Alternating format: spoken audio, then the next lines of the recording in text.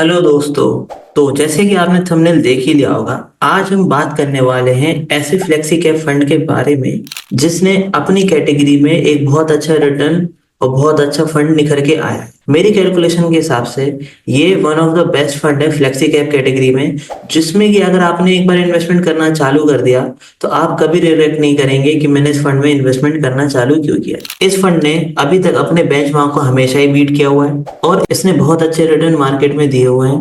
तो ये one of the best fund है जिसमें कि आप इन्वेस्टमेंट कर सकते हैं। अगर अगर आप म्यूचुअल फंड में इन्वेस्ट करते हैं तो आपके पोर्टफोलियो में ये होना बहुत जरूरी है। तो इस फंड के बारे में अब हम डिटेल में बात कर लेते हैं कि फंड का एएमयू कितना है, ठीक है, कब स्टार्ट हुआ था, रिटर्न कितना है। तो इन सब चीजों के ऊपर हम चर्चा कर लेते हैं।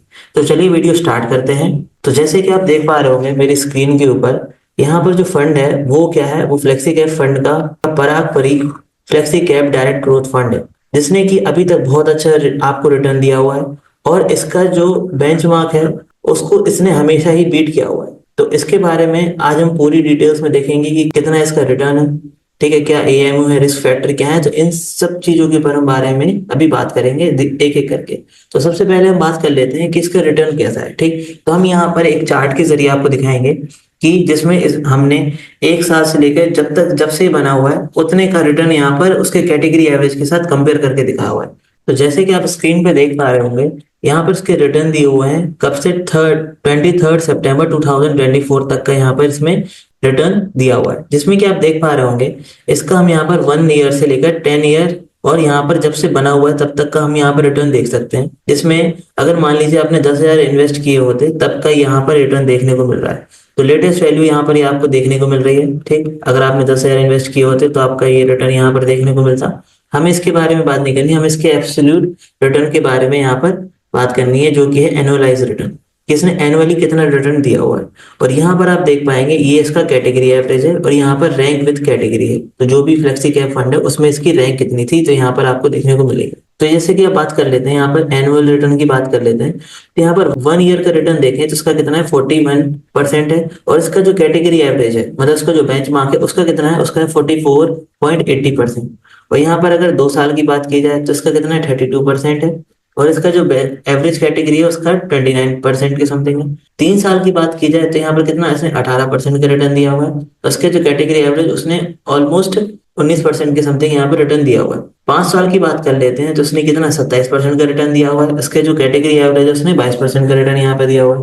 10 साल की बात करें तो 10 साल में इसने 19% का और इसके जो कैटेगरी एवरेज है उसने सिर्फ 16% के समथिंग यहाँ पर रिटर्न दिया हुआ है। तो ऑल ओवर इंसेप्शन की बात कर ले तो यहाँ पर जब से ये बना हुआ है उसने 21% का रिटर्न दिया हुआ है। तो आप देख सकते हैं फंड ने कितना, 21%। अगर मान लीजिए आपने अभी जब ये फंड बना था तब से स्टार्ट किया होता तो अभी तक आपका जो भी पोर्टफोलियो है वो 21% से आपका बढ़ चुका होता, उसमें कंपाउंडिंग इंटरेस्ट भी लग रहा होता।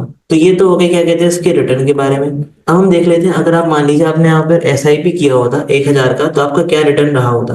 तो जैसे कि आप देख पा रहे होंगे स्क्रीन पे, अगर मान लीजिए आपने एसआईपी किया होता तो आपने अगर मान लीजिए 10 साल के लिए एसआईपी की होती तो आपका क्या इन्वेस्टमेंट रहा होता और आपका क्या रिटर्न रहा होता और कितना परसेंटेज इसने दिया हुआ, उसके अकॉर्डिंग यहाँ पर आपका पूरा देखने को मिलेगा। तो आप देख पाएंगे आपने अगर मान लीजिए 1,000 रुपए की एसआईपी स्टार्ट की थी मंथली, तो आपको कितने पूरे साल भर में 12,000 रुपए आपको इन्वेस्ट करना पड़ता। तो आपका जो रिटर्न होता वो कितना, यहाँ पर 14,500 के समथिंग होता। क्यों, क्योंकि यहाँ पर जो उसका एनुअली रिटर्न है वो कितना है, वो है 41.74%। ठीक, और एब्सोल्यूट रिटर्न कितना है, वो है 21.46%। यहाँ पर अगर 2 साल की बात की जाए, अगर मान लीजिए 2 साल के लिए करते हैं तो आपका कितना हो जाता है, यहाँ पर हो जाता है 24,000। ठीक, और आपका जो रिटर्न हो जाता है वो कितना हो जाता है, 34,200 की समथिंग हो जाता है। ठीक, और उसका जो एनुअल रिटर्न हो जाता है वो हो जाता है कितना, 38% दिया इसने, और जो एब्सोल्यूट रिटर्न है वो 42% आप मान सकते हैं। उसके बाद 3 साल की बात की जाए तो अगर मान लीजिए आपने 3600 आपका इन्वेस्टमेंट हो जाता तो आपको रिटर्न कितना मिलता, आपका रिटर्न हो जाता, मतलब आपका टोटल अमाउंट हो जाता वो कितना हो जाता, 55,000 की समथिंग हो जाता। तो यहाँ पर आप इसका रिटर्न चेक कर सकते हैं। उसके बाद अगर 5 साल की बात की जाए तो 5 साल में आपका जो इन्वेस्टमेंट हो जाता वो हो जाता आपका पूरा 60,000 रुपए, और आपका जो अमाउंट हो जाता वो 5 साल में ही दुगना हो जाता। जैसे कि आप देख पा रहे हैं आपने 60,000 रुपए इन्वेस्ट किया और आपका यहाँ पर 1,22,000 के समथिंग आपका इन्वेस्टमेंट हो गया, मतलब टोटल अमाउंट आपका 1,22,000 के समथिंग हो गया। और अगर आप मान लीजिए 10 साल तक का देखते हैं कि आपने 10 साल के लिए एसआईपी किया होता तो आपका जो टोटल इन्वेस्टमेंट हो जाता वो हो जाता 1,20,000 रुपए, और आपका जो वैल्यू हो जाता, मतलब टोटल वैल्यू हो जाता वो कितना हो जाता, वो हो जाता 3,00,00 ऑलमोस्ट 4 लाख के समथिंग आपका यहाँ पर टोटल वैल्यू हो जाता है। ठीक, और इसका जो 10 साल में आप रिटर्न देख पाएंगे वो कितना हो जाता है, पूरा 22% का यहाँ पर रिटर्न आपको मिलता है। तो यहाँ पर आपका कंपाउंड इफेक्ट भी लगता है।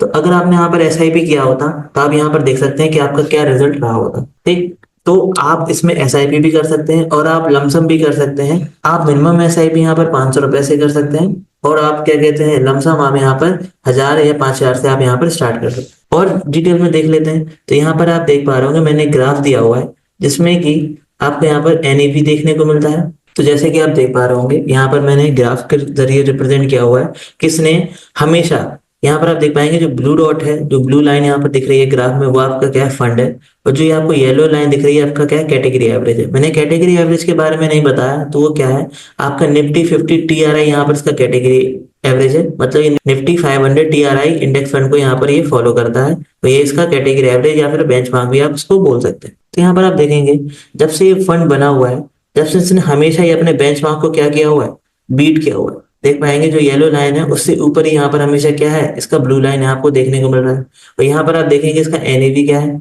एनएवी होता क्या है, एनएवी होता है नेट एसेट वैल्यू। तो वो कितना है आपका 88.97 है। ये आपका मंडे सितंबर 2024 को ये इतना था। ठीक, तो यहाँ पर आप देख सकते हैं कि इसका एनएवी अभी बहुत कम है, लगभग 100 रुपए का है। तो आप इसमें इन्वेस्ट कर सकते हैं बहुत जल्दी। और यहाँ पर अगर हम और देखें तो इसके जो एसेट एलोकेशन, मतलब कोई भी म्यूचुअल फंड है तो उसका मेन पार्ट क्या होता है कि उसने कहाँ कहाँ इन्वेस्टमेंट किया हुआ है। जो भी मैनेजर है उसने कहाँ कहाँ किया हुआ है, फंड के जो एसेट है उसको मैनेज करके डिस्ट्रीब्यूट किया हुआ है। लार्ज कैप में कितना है, मिड कैप में कितना है, स्मॉल कैप में कितना है, या फिर जो उसके टॉप होल्डिंग्स क्या है, या फाइनेंशियल सेक्टर कौन कौन से ज्यादा है। तो वो सब चीजों के बारे में भी हम बात करते हैं। जैसे ही आप देख पा रहे हो स्क्रीन पे, यहाँ पर मैंने एसेट एलोकेशन करके एक पीडीएफ बनाया हुआ है जिसमें कि आप देख पाएंगे मेरा यहाँ पर ऊपर की तरफ दिया हुआ है इक्विटी। इक्विटी कितना 82.4% है। डेब्ट की बात की जाए तो 17.21% है, और अदर की बात की जाए तो 0.38% है। तो टोटल ये हमारा कितना 100% यहाँ पर हो जाता है। आप ये पाई चार्ट के जरिए भी देख सकते हैं। ठीक, जिसमें कि हमारा जो लार्ज कैप फंड है उसमें कितना इसने 70% डाला हुआ है, मिड कैप फंड में इसने कितना 6% डाला हुआ है, और स्मॉल कैप फंड में आप देख पाएंगे तो यहाँ पर 5% के समथिंग इसने डाला हुआ है, और अदर कैप में इसने 0। ठीक, और इसकी क्या कहते हैं टॉप स्टॉक्स की बात की जाए तो नंबर ऑफ स्टॉक कितने 50 है इसके पास। ठीक, टॉप 10 स्टॉक्स कितने हैं जिनका परसेंटेज कितना है 53% है, और टॉप 5 स्टॉक का परसेंटेज देखा जाए तो कितना है 32%। ठीक, और यहाँ पर पी भी देखना चाहे और पी देखना चाहते हैं तो आप यहाँ पर देख सकते हैं। और यहाँ पर हम बात कर लेते हैं टॉप होल्डिंग्स की। तो टॉप होल्डिंग्स ने एचडीएफसी बैंक में इसकी टॉप होल्डिंग है, वो कितनी है, ऑलमोस्ट 8% के समथिंग है। और उसके बाद इसका power grid corporation of India में कितना है, इसका 6.74% है। और यहाँ पर बजाज होल्डिंग इन्वेस्टमेंट में देखा जाए तो कितना है 6.64% है, और आईटीसी में देखा जाए तो कितना 5.65% इसने इन्वेस्ट किया हुआ है। तो ये इसकी क्या है टॉप होल्डिंग्स है। और टॉप सेक्टर की बात की जाए तो उसका फाइनेंस सेक्टर में सबसे ज्यादा अमाउंट है, वो कितना है 30.47% है। सर्विस की बात की जाए तो कितना है 12.3% है। उसके बाद आपका टेक्नोलॉजी है, तो टेक्नोलॉजी में इसने 9.66% इन्वेस्ट किया हुआ है। और उसके बाद आती है एनर्जी की, एनर्जी में कितना 7.71% इसने इन्वेस्ट किया हुआ है। तो ये क्या हो गया, इसका एसेट एलोकेशन हो गया कि जो भी मैनेजर है उन्होंने इस फंड को किस तरीके से large cap, mid cap, small cap में डिवाइड किया हुआ है, और उसमें भी इसके टॉप होल्डिंग्स क्या है या टॉप सेक्टर क्या है उसके बारे में भी आप देख सकते हैं। उसके बारे में हम देख लेते हैं इसके रिस्क रेशियो। जो सबसे इंपॉर्टेंट होता है किसी भी म्यूचुअल फंड में इन्वेस्ट करने से पहले देखना, वो क्या होता है इसका रिस्क रेशियो कैसा है, इसका रिस्क मैनेजमेंट कैसा है। तो उसके लिए हम यहाँ पर देख सकते हैं, यहाँ पर रिस्क फैक्टर को कैलकुलेट करने के लिए यहाँ पर मैंने 5 रिस्क कैलकुलेटर लिए हुए हैं, जिसमें से पहला है स्टैंडर्ड डेविएशन, दूसरा है बीटा, तीसरा है शार्प रेशियो, उसके बाद है टायलर रेशियो इसको, और ये उसके बाद है जेंसन अल्फा। तो ये अल्फा, ये बीटा, ये स्टैंडर्ड डेविएशन, ये शार्प रेशियो, ये टेलर रेशियो। तो इनको हम देख लेते हैं। जैसे कि आप देख पा रहे हैं तो स्टैंडर्ड डेविएशन क्या होता है, ये इसका कैटेगरी एवरेज है। स्टैंडर्ड डेविएशन कैटेगरी एवरेज से जितना कम हो उतना अच्छा होता है। तो ये क्या होता है, स्टैंडर्ड आपको रिटर्न दे सकता है और एक अच्छा फंड की कैटेगरी में आता है। उसके बाद देख लेते हैं बीटा। तो बीटा क्या होता है, बीटा अपनी कैटेगरी एवरेज से कम हो और 1 से जितना कम हो उतना अच्छा होता है। तो आप देख सकते हैं कि बीटा क्या है 1 से कम है और अपनी कैटेगरी एवरेज से भी कम है। शार्प रेशियो की बात की जाए तो शार्प रेशियो क्या होता है, अपने जो भी कैटेगरी एवरेज है उसके लगभग लगभग बराबर ही होता है या फिर उससे थोड़ा ज्यादा होता है। तो ये जितना ज्यादा हो अपनी कैटेगरी एवरेज से उतना अच्छा होता है, पर 1 से छोटा होना चाहिए। तो 1 से छोटा है। उसके बाद यहाँ पर हम अल्फा की बात कर रहे हैं तो अल्फा 1 से जितना ज्यादा बड़ा हो उतना अच्छा होता है। ठीक, तो अल्फा आप देख सकते हैं कितना 2.46 है, तो ये बहुत अच्छा है। उसके बाद यहाँ पर टेलर रेशियो की बात कर लें तो टेलर रेशियो क्या है, अपने बेंच मार्क जो भी कैटेगरी एवरेज होता है उसके साथ ही साथ रहता है, बस थोड़ा सा ज्यादा। ठीक, तो ये सब क्या है, ये इनके बारे में अगर आप और अच्छे से जानना चाहते हैं कि स्टैंडर्ड डेविएशन कैसे कैलकुलेट किया जाता है, बीटा कैसे कैलकुलेट किया जाता है, शार्प रेशियो, अल्फा, तो उसके लिए मैंने एक वीडियो बनाया हुआ है, आपको लिंक डिस्क्रिप्शन में मिल जाएगा। तो सिंपली आप वहाँ पे क्लिक करके आप इनके बारे में और डिटेल में जान सकते हैं। तो यहाँ पर ये हो गया फंड के बारे में पूरी जानकारी, ये फंड कैसे बना, ठीक है, क्या क्या इसका वो था, और इसका फंड मैनेजर कैसा है। तो अगर आप इसमें इन्वेस्ट करना चाहते हैं तो आप इसमें इन्वेस्ट कर सकते हैं। ये one of the best fund है जिसमें कि आप अपना इन्वेस्टमेंट करना चालू करना चाहेंगे। तो आज की वीडियो में इतना ही, मिलते हैं नेक्स्ट वीडियो में, जब तक कि अपना बहुत सारा ध्यान, धन्यवाद।